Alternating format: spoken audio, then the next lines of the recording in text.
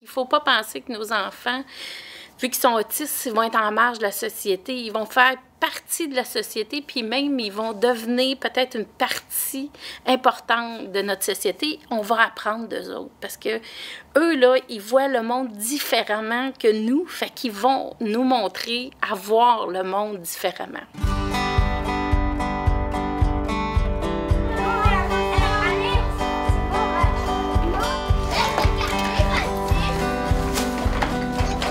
Je vais vous expliquer c'est quoi le trouble du spectre de l'autisme.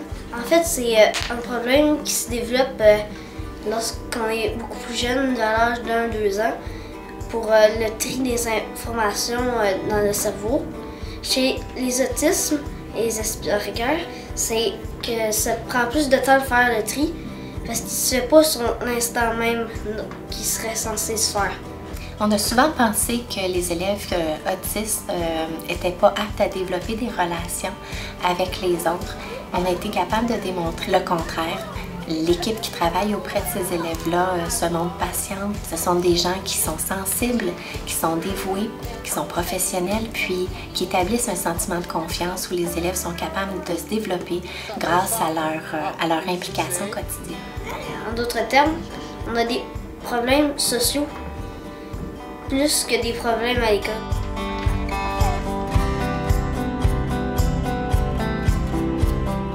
Moi, comme formation, j'ai plus une spécialité en français et en mathématiques. J'ai été formé en orthopédagogie. J'ai aussi un bac en psychoéducation.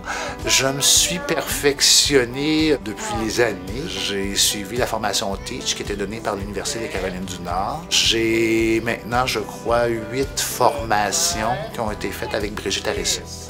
Les chances qu'on ait de la pluie. 4 sur 10. Est-ce que c'est beaucoup de chance? Le fait que j'ai jumelé des signes au jour de la semaine, c'est parce que c'est très difficile à représenter. C'est quoi lundi, c'est quoi mardi, mercredi, jeudi, etc. En utilisant les signes, ça aide à en créer des images.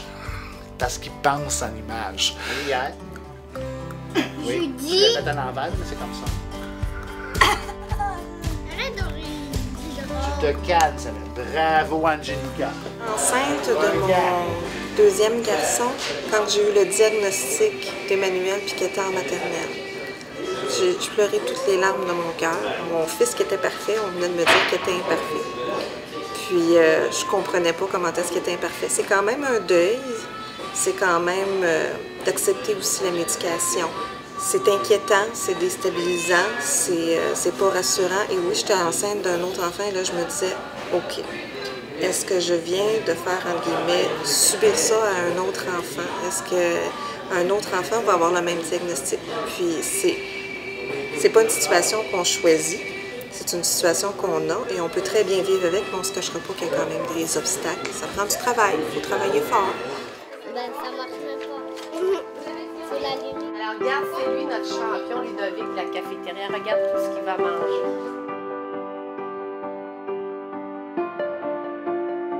On a plusieurs possibilités pour intervenir en bas âge. On peut commencer à 2 ans, même 1 an et demi, à préparer les enfants à la rentrée. Donc pour ça, on peut travailler tout ce qui est aussi motricité fine, motricité globale. À la maternelle, on travaille beaucoup les textures, donc on peut déjà travailler ça, ce qui fait que l'enseignant, quand il arrive en maternelle, bien, il n'arrive pas devant un élève qui est stressé parce qu'aujourd'hui, le bout de papier lui reste collé sur les doigts ou qui va être stressé parce qu'il faut faire de la pâte à modeler puis qu'il n'a jamais touché cette texture-là. Donc ici, à l'édifice Providence, qu'on a mis vraiment en place pour nos tout-petits, ça a été des bacs sensoriels. On y a été vraiment de façon écologique. On a été ramasser des cocottes avec les amis. On a choisi un bac de riz aussi pour la douceur, la texture. On a vraiment essayé de diversifier nos bacs pour permettre différentes textures aux élèves. Et ça leur permet vraiment de se centrer sur eux-mêmes, de se calmer de la routine du matin qui est souvent très fébrile en milieu de classe préscolaire. Hein? On s'amuse des fois à cacher des choses. Par la suite, on fait un scénario social. On regarde ensemble vraiment les façons de faire au niveau social avec les amis, que ce soit de dire bonjour à la personne qui nous le dit ou comment jouer avec les amis. Par la suite, on finit par une routine sensorielle où on doit se toucher. En fait, c'est une routine qu'on appelle la fourmi entre nous. Les élèves se frottent les bras, les jambes pour un petit peu se stimuler et être prêts à la tâche quand on va revenir en classe. Champion! On frappe nos jambes aussi. Ma du noir avec du brun, avec du rouge et du orange. Moi, j'ai toujours dit que ce n'est pas une classe de 8 que les intervenants ont, mais ce sont 8 petites classes à l'intérieur d'une classe, justement. Donc, cet enseignement-là qui est donné aux enfants est vraiment personnalisé et adapté au rythme et au profil de chacun des enfants. Ce qui fait en sorte qu'à partir du primaire jusqu'au secondaire, il y a une progression, il y a une évolution. Vous avez fait une erreur, vous avez fait une faute. Quand on fait une faute, on apprend. En fonction du profil de chacun, sont soit intégrés en classe régulière, soit qu'ils sont pris en charge dans des classes TSA proprement dites, jusqu'à la fin de leur parcours. Mais tout ça dans une optique de faire en sorte qu'ils soient le meilleur, les plus outillés possibles pour se débrouiller dans la vie de tous les jours. Chaque élève TSA, c'est unique. C'est un apprentissage différent pour chacun. Il faut trouver la clé qui va permettre d'accéder à sa façon d'apprendre. Il demeure environ 4 mois. Tu peux l'ajouter ici, parce que là, on parle des bébés oiseaux. Là, on parle des... Ensuite, on met la minuterie. Donc, nous, on aimerait, quand il n'y a plus de minutes rouges, que toi, tu aies déjà terminé. Mon défi, c'est parler quand il faut. Et ma force, c'est champion des dessins. Boule de réussite! Oui, parce que tu as pensé tout seul, Jessie. Moi, je suis fière de toi. Boule de réussite, champion. Thomas, le plus jeune, était diagnostiqué à l'âge de 3 ans. Sitôt qu'il est rentré à l'école, ils ont pu tout de suite mettre dans une classe adaptée aux autistes, où il y avait des routines, où il y avait les professeurs mettant en place les pictogrammes. C'est là que dans ces classes-là, c'est qu'ils apprennent à savoir qu'est-ce qu'ils sont, qu'est-ce que c'est être un autiste. Que les enfants autistes, ils ont un cerveau visuel. Ils n'ont pas un cerveau auditif. Donc, quand on parle, ça rentre à moitié. Si on veut que ça rentre bien, on met du visuel. Alors ça, la marguerite, c'est pour donner l'information et la fourchette fait l'enter. Selon Brigitte Harrison, qui est une autiste de haut niveau, c'est elle qui nous forme, qui nous dit ça. Pour les enfants autistes, c'est ce qui va faire rentrer l'information. On donne l'information avec la marguerite et on fait entrer dans le cerveau par la fourchette. François. On fonctionne beaucoup avec les pictogrammes parce qu'avec la plupart des autistes, le verbal est difficile à comprendre pour eux. C'est beaucoup d'informations.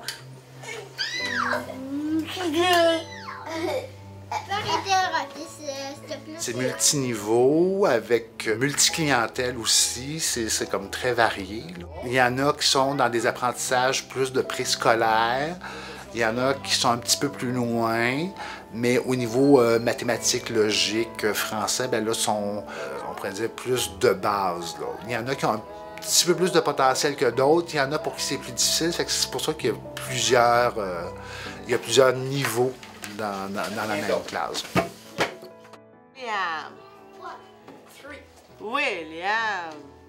C'est qu'en étant prof d'anglais, dès le départ, on adapte beaucoup selon le niveau de l'enfant, ce qu'il est capable de faire. Il y a des enfants qui arrivent qui sont quasiment bilingues, puis il y en a d'autres qui comprennent rien. Fait que je le fais déjà beaucoup en classe régulière.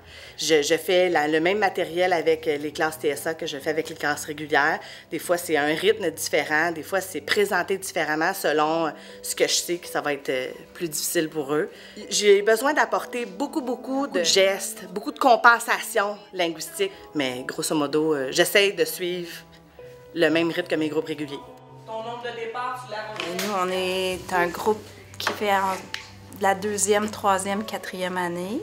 En fait, ce qu'on fait, c'est qu'on essaie le plus possible de suivre le programme du régulier, de se rapprocher le plus possible du programme du régulier, mais on adapte. Ça veut dire que les élèves ont plus de soutien, ont souvent plus de temps pour faire les tâches demandées. On a aussi un horaire très structuré, très routinier. On fait toujours la même chose pour que les élèves se sentent bien, se sentent en sécurité. On a beaucoup de soutien. Pour le programme, on essaie de s'en tenir. Ils font le régulier. Fait que souvent, ça nous arrive de faire des sorties avec le 2e cycle pour que les élèves puissent s'intégrer à l'école aussi, aux élèves du régulier. Un enfant autiste, c'est comme un iceberg. C'est sûr qu'on ne voit que donc, la surface et donc on ne se doute de rien. Je me souviendrai toute ma vie, certainement, le jour où on a eu le premier diagnostic. C'est autant un peu comme un coup de couteau, qu'en même temps c'est une libération parce que c'était vraiment très difficile d'apprendre la nouvelle. On sait qu'on a un deuil à faire, que ça n'est pas un enfant normal, mais en même temps, on sait qu'est-ce qu'il a. Et ça, c'est tellement merveilleux d'être soulagé de ce poids-là. C'est simplement à partir de là, ça donne plus de cartes en main pour pouvoir l'aider lui. Difficile pour moi de tout manger. Alors, qu'est-ce que tu veux? Qu'est-ce que tu veux que je fasse? Ouais, puis tu veux une pression? Ouais. Pour lui, là, c'est beaucoup plus bruyant. C'est difficile pour lui de terminer ses carottes. Alors là, ce qu'il me dit, c'est que je commence à être en surcharge. Fait que là, je vais faire des pressions profondes, je vais descendre un peu l'atmosphère du groupe, puis il va aller terminer de manger. Ça fait du bien? Ah oui. Ouais. Ça va être un gros bec qui va pouvoir prendre des petites souris. Mais si j'ai un long bec qui est tout petit... Avec ces élèves-là, dans le fond, c'est surtout... La routine est à bâtir, est très importante. Une fois que la routine est bâtie, on est capable, après ça, d'emmener des petites adaptations, des petits changements qu'on va annoncer avant. C'est sûr qu'on n'emmène pas de gros changements de tout un bon matin. Voir aussi un peu leur tempérament de la journée. C'est important de comprendre comment ils se sentent. C'est peut-être trop ardu, on va le changer ou on va le faire une autre journée parce qu'ils ne sont pas disponibles. Donc, s'ils ne sont pas capables ou cette journée-là, c'est important de changer puis de s'adapter pour mieux répondre à leurs besoins. Alors, une pause assis, c'est qu'on revient souvent de l'extérieur. On est un petit peu en surcharge. On a bougé beaucoup, on a eu beaucoup de plaisir. Alors, on se trouve être comme ici dans nos intensités. On est dans l'intensité importante et pour certaines intenses.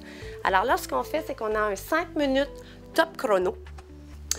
Et l'enfant doit être calme, couché sur son coussin, en silence, avec aucun stimuli. Pas de musique, pas de lumière, pas rien, pour l'aider à un petit peu retrouver son calme intérieur avant qu'on fasse le retour de l'extérieur. Après, on voit une très grande différence. Ils sont beaucoup plus aptes à continuer à apprendre. Et après ça, à la fin de la journée, comme ça, après ça, on a un bon transparent. Le projet d'intégration, ça a été une révélation pour moi parce que c'était une clientèle que je connaissais pas. Puis au niveau des élèves, moi, les élèves m'ont beaucoup surprise parce qu'ils se sont vraiment impliqués. Donc, ils ont fait plein de choses, il y avait plein d'idées de projets. Parrainent chacun un élève et puis ils sont très attachés à cet élève-là. Puis le rendre heureux les rend heureux. Le plus de fun des activités, c'est leur sourire. Tu te sens très à l'aise parce qu'ils commencent à sourire. Ils rient, ils font plein de choses. Puis là, toi qui as le sourire après, puis ils passent beaucoup d'énergie positive. Il y a une période vraiment, c'est de préparation, d'organisation. Donc ça aussi, ça amène de belles compétences pour nos élèves de 6e année qui vont passer au secondaire. Donc toute planification, organisation, de penser, qu'est-ce qu'ils sont capables de faire. Donc d'évaluer aussi les compétences de nos autres élèves. Enlève tes mots et enlève la Tous les membres du personnel de l'école, ils s'investissent dans ces projets-là parce qu'ils y croient vraiment. Donc, ils croient à l'intégration, croient à l'acceptation des différences. Je pense que c'est des valeurs importantes qu'un milieu d'éducation doit véhiculer. Moi, j'ai trouvé que c'était un bon geste de faire ça. Alors, j'ai décidé de le faire. Puis, je suis très heureuse. À chaque jour qu'on a de l'option intégration, je suis contente parce que je m'en vais dans la classe. Puis là, on joue avec l'élève. Puis, on fait des activités, on fait des bricolages, des trucs comme ça, très fun. Je vois un autre côté de ces élèves-là que j'aurais pas vu en d'autres temps. Et puis, c'est tellement C'est tellement magnifique de voir ça, de voir les élèves évoluer là-dedans et travailler fort. Et je vois des belles qualités, des belles habiletés qu'ils ont. Ça change la vie autant pour nos élèves dans les classes d'adaptation scolaire qui sont en fait des enfants avec un trouble du spectre de l'autisme et une déficience intellectuelle ici à Marie-de-Rome, que nos élèves de 6e année.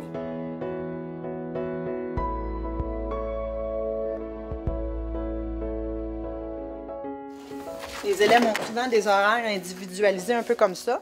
Chaque fois qu'elle avait un choix, elle allait à l'ordinateur écouter des vidéos ou des musiques sur YouTube. Maintenant, on avait changé à l'horaire pour y mettre des périodes de dessin. Puis depuis qu'on a changé ça, elle a découvert un intérêt pour le dessin. C'est pour dire que souvent, les autistes sont pris dans leur rigidité, puis ils sont victimes de cette rigidité-là. Mais quand on essaie de les sortir tranquillement, en les emmenant peu à peu vers d'autres intérêts... c'est surtout les détails qui ont été durs à faire. Pas en empêchant les fixations puis les choses qui les sécurisent. Ça a été long, très long. Mais juste en leur apportant un peu de nouveauté, bien, ça peut développer d'autres intérêts qui emmènent vers des talents cachés. C'est ça, Marion. Ça a été quand même assez long parce que il y a vraiment beaucoup de couches de verre, beaucoup de teintes de verre un peu plus foncées, un peu plus pâles. Je trouve ça un petit peu génial, c'est que au début, j'étais sûre que c'était juste pour le fun qu'on faisait ça. Là, quand je vois que c'est assez beau pour que ça soit exposé dans une affaire, on peut voir que tout le monde peut voir. Je trouve ça assez génial. Je suis assez fière de mon travail. Tout le monde peut s'exprimer par différentes formes d'art, que ce soit la musique, l'art visuel, la poésie, l'écriture. Pour un enfant autiste, ce qui est particulier, c'est souvent qu'ils vont être doués soit en musique ou soit du côté visuel.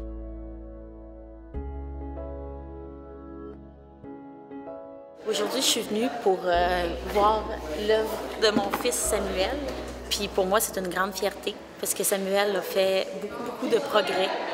De faire un masque comme ça pour un enfant autiste, c'est pas toujours facile d'avoir dans le visage un matériel comme ça. De voir aussi qu'on peut mettre en valeur les talents qu'ils peuvent avoir, les défis qu'ils peuvent réussir à surmonter.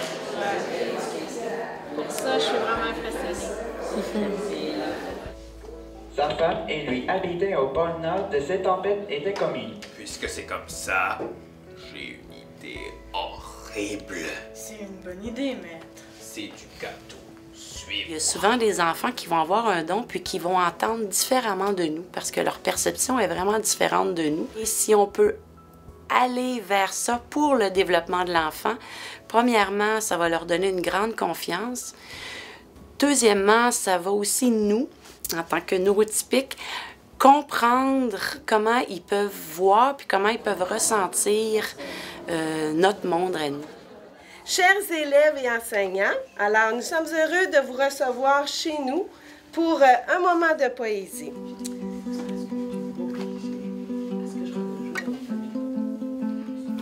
J'ai appris à vivre avec ma différence. Il ne faut pas se fier à l'apparence. Je suis un jeune adulte comme les autres. Je m'entends bien avec les vôtres. Perdu dans mes pensées, paroles ayant aucun sens, gestes déplacés, mes manies n'ont aucun sens. Peur de ne pas réussir, par manque de confiance en moi, j'essaie de prendre sur moi, mais je m'endurcis au point de me nuire. Un jour, vous verrez mes œuvres au cinéma. Ce jour, je serai fou de joie. Je regarde en avant ma belle vie. Merci. Pour écrire, là, ben, ça a quand même été relativement difficile pour aller chercher les idées, mais c'était plus facile de lire, vu que les idées ont déjà été inscrites sur une feuille. Ben, c'est sûr, c'était un peu stressant de faire ça. La description que j'ai donnée était profonde. C'est vraiment ce que je ressens quand je suis en présence de personnes en qui je me sens pas vraiment à l'aise. Parce qu'avec eux, c'est plus facile de se rendre, d'être plus à l'aise. Oui, c'est ça. C'est plus facile d'être à l'aise parce que, c'est bien de savoir, de se dire qu'ils sont, comme moi. C'est comme une satisfaction. En même temps, ça me rendait fier parce que, après tout, l'autisme, c'est quelque chose dont je suis extrêmement fier d'être moi, en tout cas. Parce que dès que j'ai fini par comprendre la signification, je sens tellement que je suis spécial, moi, honnêtement. Je me sens tellement unique, je me sens que j'ai énormément d'intérêt à la vie, je me sens que je peux faire énormément de choses. Différent. Je suis différent. Je fais changement des slammeurs que j'ai entendus dernièrement. Je vous parle de nos différences. Je veux imiter personne. Je fais partie des Sans Sens, un groupe de gens qui s'amusent avec les consonnes. Dans ma personnalité, j'arrive à être différent. T'essaieras, toi, d'être pas comme les autres. C'est pas facile de le refléter à l'extérieur, ce qu'on est en dedans. Bon, maintenant, c'est un chien et un crocodile qui se parlent. Le crocodile dit au chien: hey, salut, sac à puce. Et le chien répond: hey, salut, sac à main. J'ai fait plusieurs expositions. J'ai fait le pom-pop plusieurs fois, le défi génie inventif. L'année passée, je suis rendu à la finale québécoise de l'exposition Cito au Québec avec mon générateur de bande de graphes. Je vais vous montrer un nouveau projet que je travaille ces temps-ci. Une bobine Tesla. Le Power Supply va charger le condensateur. Quand il va atteindre une certaine charge, va être assez, la différence de potentiel, donc la tension, va être assez élevée pour faire un arc électrique entre là et là. Pour poursuivre, on peut dégager un bras. Si on dégage celui-là, on peut l'emmener en headlock. Comme ça. Changer de bord. Les élèves se sont bourrés de fierté, de reconnaissance. Les applaudissements étaient pour eux vraiment quelque chose de nouveau dans leur vie. Il y a de quoi être ému, dans le fond, de notre gala qu'on a réalisé aujourd'hui.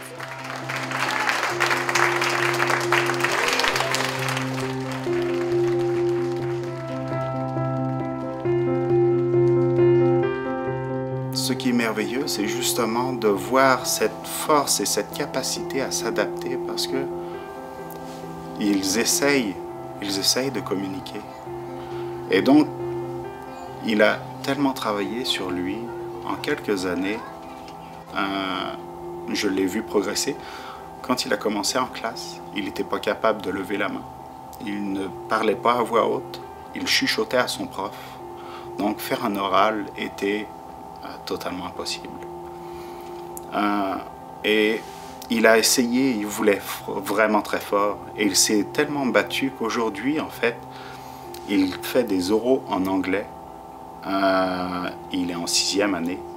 Il lève la main avec joie, il pose des questions, il se propose pour lire, il fait des petits sketchs, il adore faire des blagues. Mais c'est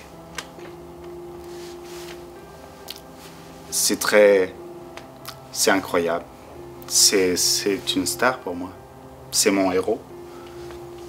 Il a réussi à dépasser ses limites et à faire des choses que j'aurais pensé impossible.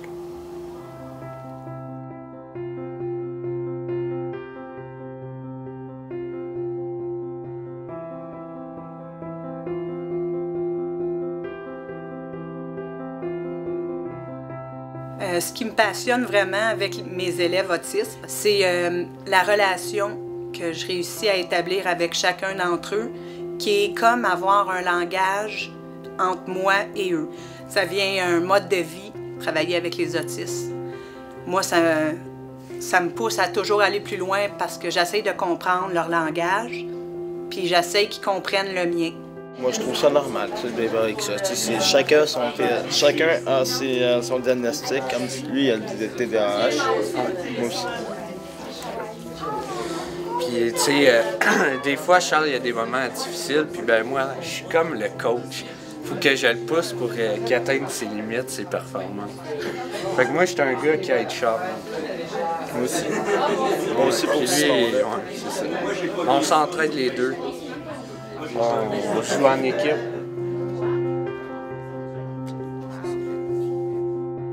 Ici, nos pinces ici, c'était comme plein de petites bouches d'oiseaux, des becs d'oiseaux.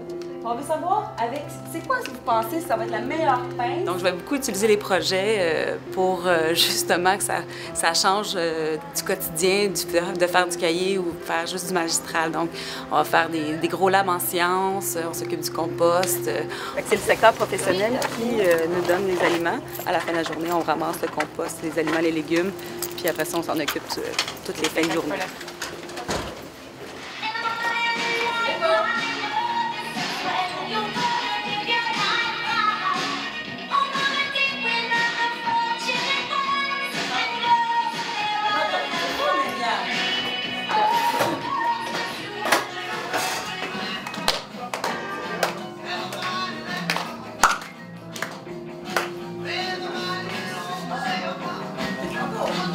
on espionnait plus que les... La lecture interactive à partir d'albums, c'est vraiment pour développer la lecture. Souvent, les élèves sont amenés à peu se questionner et en le faisant en groupe, on développe cette façon-là de se poser des questions au fur et à mesure de l'histoire. C'est pour ça que tout au long, je le fais. C'est moi qui pose les questions et c'est eux qui répondent au fur et à mesure aussi. Éventuellement, ça serait de les amener à lire des romans, donc, et qui se questionnent par eux-mêmes. La bonne 12 princesses. Noël, jour de l'an, que ce soit dans une famille, dans une autre, l'enfer. Emmanuel ne voulait pas sortir de la voiture, le niveau sonore était trop élevé pour qu'il soit confortable, était dans une pièce, à part des autres. Il ne conversait pas avec le restant des gens. Puis ça y mettait un niveau d'anxiété excessivement élevé. Il en était malade quasiment avant, des jours avant, juste à l'anxiété de penser que ça s'en venait.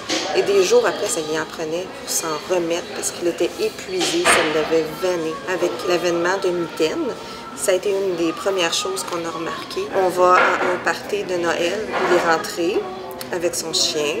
J'ai pas eu à me battre pour qu'il sorte de l'auto. Il a rentré, il flattait son chien, il était voir chaque personne. Puis les gens, ça a fait un pont avec eux. À la fin de la soirée, il dit, maman, j'ai rencontré plein de gens que j'avais jamais rencontrés avant, super intéressant. C'est que ça faisait 10 ans qu'il les voyait minimum 2 fois par année, tous ces gens-là. Mais pour lui, c'était tout du nouveau parce qu'il est actuellement disponible à les rencontrer. Avant de commencer, moi, oui, Lynn puis moi, on pense toujours aux besoins de l'élève, puis on essaie tant que possible aussi avec VIA, quand il y a une possibilité de qualification, d'avoir une diplomation, de répondre avec l'accord de la commission. C'était très graduel. On suit le rythme de l'élève selon sa capacité. T'sais, on commence par un premier cours par VIA, on regarde ce que ça donne, comment l'élève est à l'aise avec ça. Mais en fait, je fais des exercices avec VIA. J'arrive en classe, je m'assieds, puis dans le local en fait. Puis après ça, j'allume ma site web, puis je regarde le cours à partir de la classe en même temps que tout le monde. Tu vas juste le multiplier par 2. Oh oui.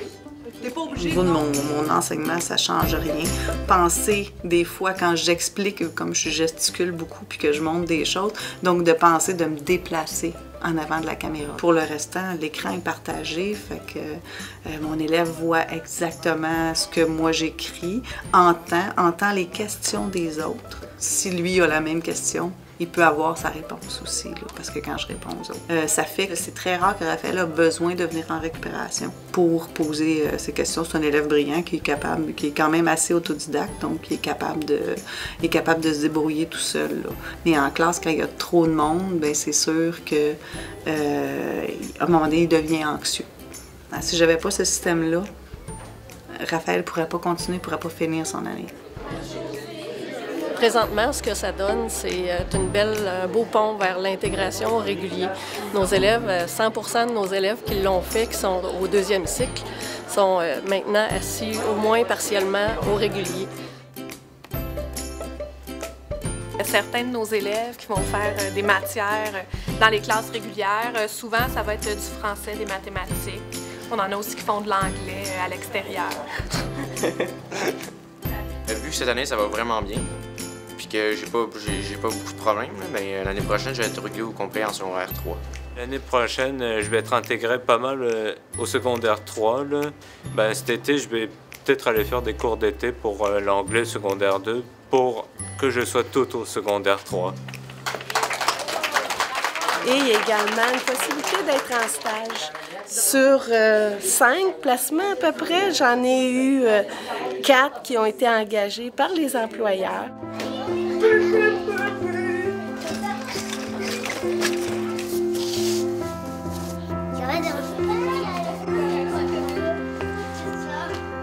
Allez, on s'étire. Nos enfants, ils ont leur place dans l'avenir. Il ne faut pas penser qu'ils vont être catégorisés. Ils ont des travails qui vont être adaptés pour eux, qu'eux vont faire mieux que d'autres. Mon fils, qui a été diagnostiqué Asperger à l'âge de 12 ans, maintenant il a 21 ans. Puis cette semaine, il a reçu son diplôme en soutien informatique. Fait que maintenant, il a un diplôme de DEP dans les poches pour commencer sa vie d'adulte. Alors, chapeau, il a réussi, on a travaillé fort, mais quand on tient à un rêve, on l'atteint toujours.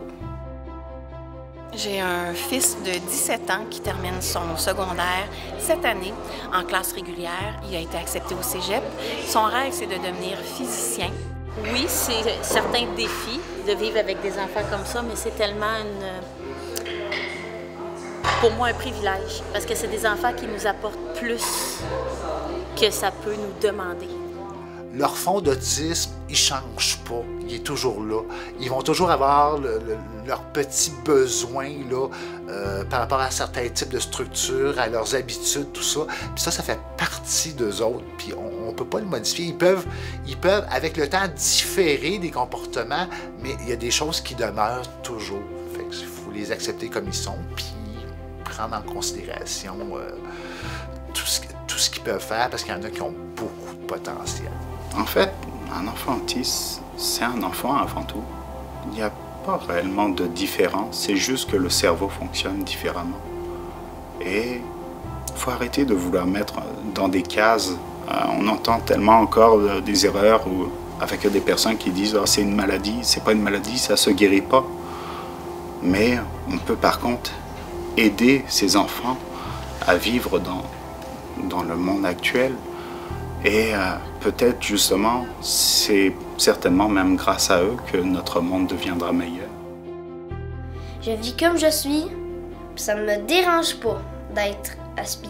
Les problèmes comme les bons côtés, c'est pas grave. Ce qui compte, c'est ce qu'on est soi.